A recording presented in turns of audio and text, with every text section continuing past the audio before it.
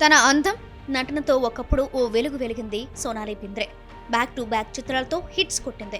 ఇప్పటికే ఆమె అభిమానులు ఉన్నారు. సోనాలి బింద్రే ఇటీవలే తన 50వ పుట్టినరోజు జరుపుకుంది. క్యాన్సర్తో పోరాటం చేసి గెలిచిన సోనాలి ఈ మధ్యే తాను ఎదుర్కొన్న మానసిక సంఘర్షణ గురించి మాట్లాడితే ఆ రోజులు ఆమెకు, ఆమె కుటుంబానికి చాలా కష్టంగా ఉండేవట. అప్పటి సంగతులన్నీ ఆమె అభిమానులతో పంచుకున్నారు.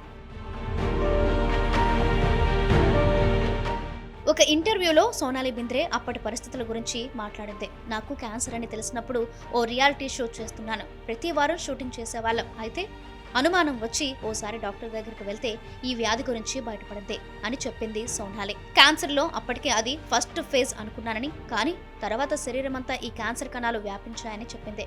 ఈ విషయం తెలిసిన తన భర్త, డాక్టర్తో పాటు అందరూ షాక్ అయ్యారని, అప్పట్లో తాను బతికే అవకాశం కేవలం 30% మాత్రమే ఉందని డాక్టర్లు అనడంతో వారందరూ ఆందోళన చెందారని చెప్పింది.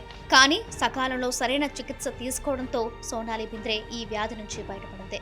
ఇప్పుడిప్పుడే ఇండస్ట్రీలోకి రీ ఎంట్రీ ఇస్తుంది. ప్రస్తుతం సినిమాలు చేయకపోయినా పలు రియాలిటీ షోల్లో పాల్గొంటుంది. అలాగే సోషల్ మీడియాలో యాక్టివ్గా ఉంటుంది.